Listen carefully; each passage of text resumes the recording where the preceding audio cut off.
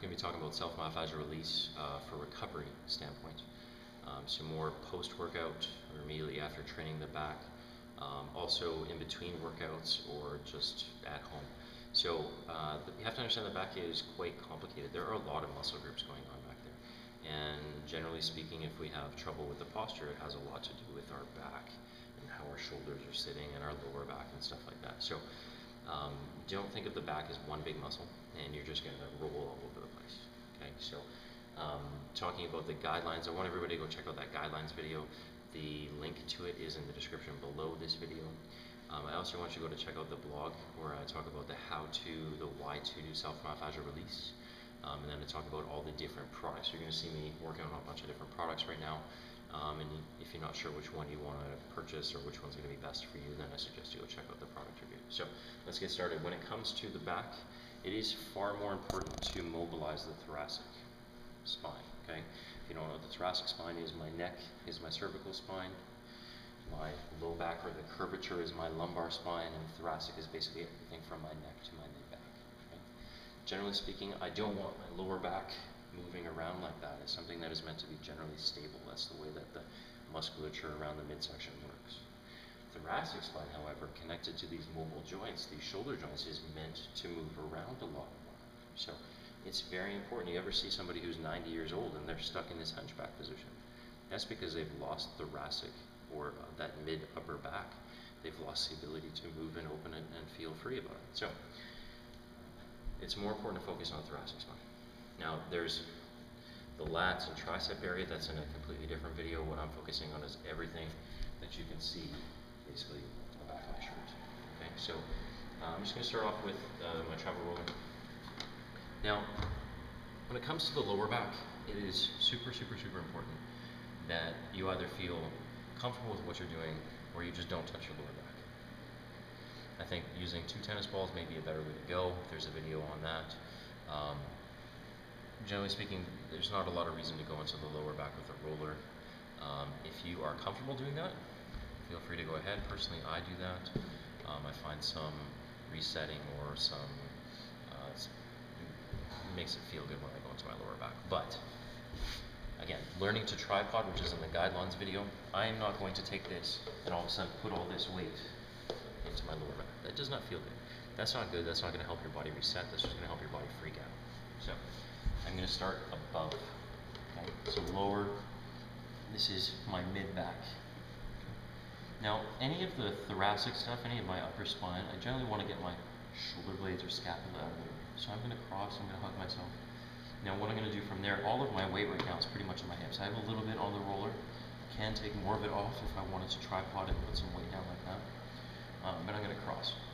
Now what I'm going to do is I'm going to scan the area. Okay, so I'm just moving up and down the back.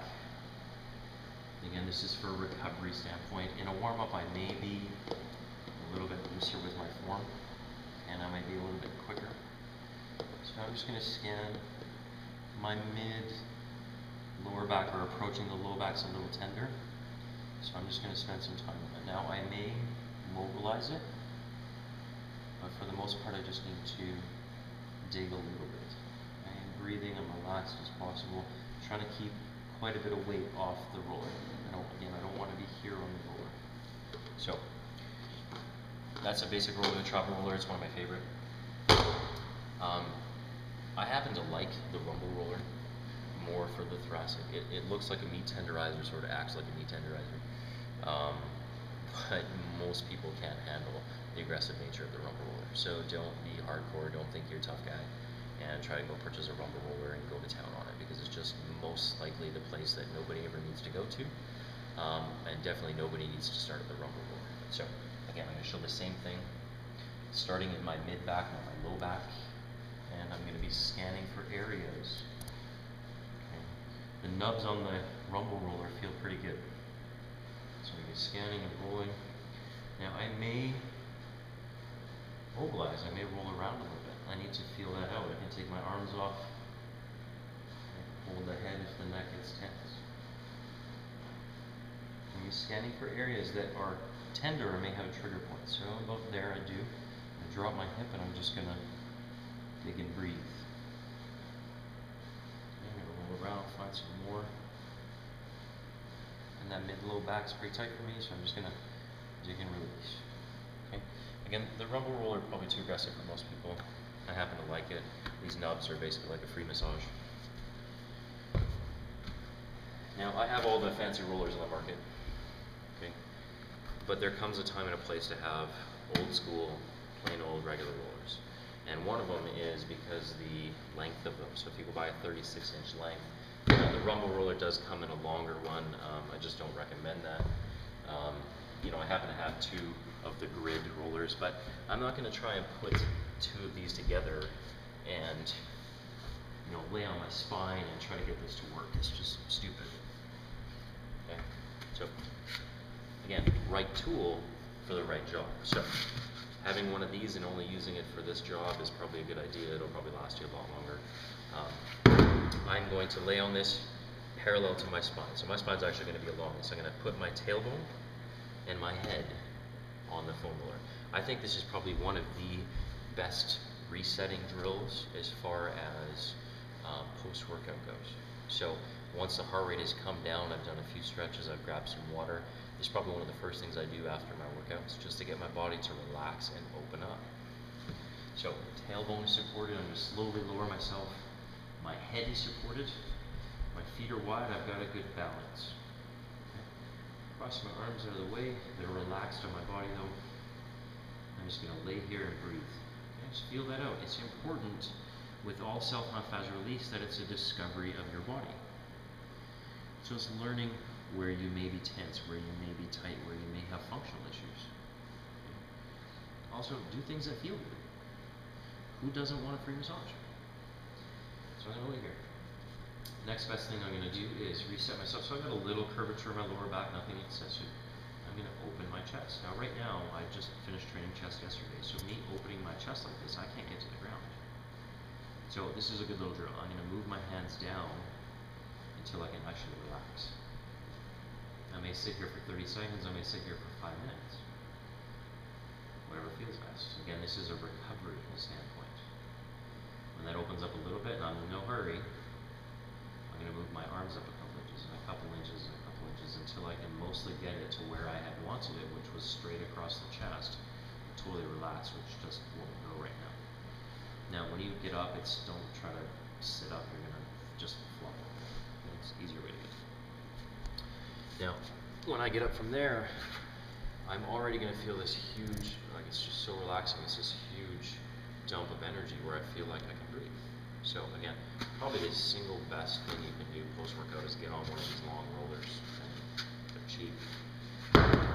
Next, mobility drill that feels really good, and it's probably a little bit safer than maybe some of the harder rollers for the lower back, is perpendicular to the spine. So I'm going to start in my, again, mid-back, and I want to start in my lower back even though I may go into it. And all I'm going to do is roll from just at the base of the neck the whole way through. Now, being that this is a softer, less aggressive roller, I may go into my lower back. You know, I've got some pressure on my elbows, got some pressure on my feet, got some pressure here. Okay. Feels pretty good. So usually I would roll or try to break up that area a little bit, and then here's what I'm going to go into my top of the curve of my lower back, not down by my pelvis, and I'm going to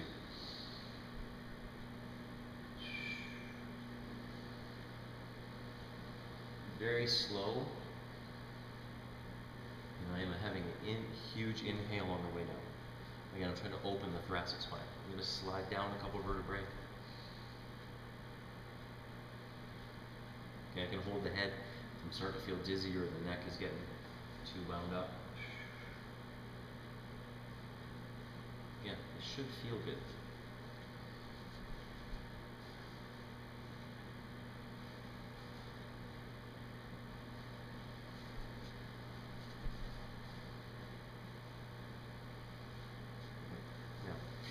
Those are probably the two best drills as far as this goes. When you are working with the back, you may run into trigger points, some pretty serious ones as far as maybe the traps up here, the upper traps are maybe down in between the shoulder blades. So that's when rollers really don't cut it. Okay? You're going to need to maybe roll and scan and dig away at some of the areas that you can get at with a roller, and I think that's a good idea. But at some point you are going to need to get on a acupressure ball, you know, a lacrosse ball. If you need something really hard, I would suggest most people start at a tennis ball or a very soft orange hockey ball. Okay, so I'm going to be taking my acupressure ball. This is the lightest one, medium and heavy. And what I'm going to do is, I know that I have some trap tension. So I had already worked at the general back area. So now what I'm going to do is I'm going to put this specifically on that trapezius area, that upper area. Now, a lot of women get tension up here and into their neck. This is a good idea, but again, never go too hard on yourself. You wouldn't want your husband jamming his thumb into your trap and just reefing on it. So why would you do that to yourself? Doesn't make any sense. Be relaxed. I'm going to take that scapula, get it out of the way by crossing over. Okay? And I am just finding a way to scan. Oh yeah. Find myself a trigger point, and I'm just going to breathe. Now I may roll over it, I may mobilize the body, but for the most part I find just little bits of pressure and breathing will take care of the job. Okay? By all means, you may take something very soft if you want to go into the low back, but again, very little pressure right now. Most of my weight's on my hips, it's on my feet, it's on my upper back. I can put a little bit of pressure into my lower back. But again, it's the same amount of pressure you'd want somebody putting their thumb into your back with. You don't want them just going at it, okay? That does not reset the body. So go check out the guidelines video as to how to do all this, how to position yourself with the tripod, and go check out the blog, which is going to tell you how and why, and also cover some of the products and different things like that. So yeah, go check out the links below. Thanks.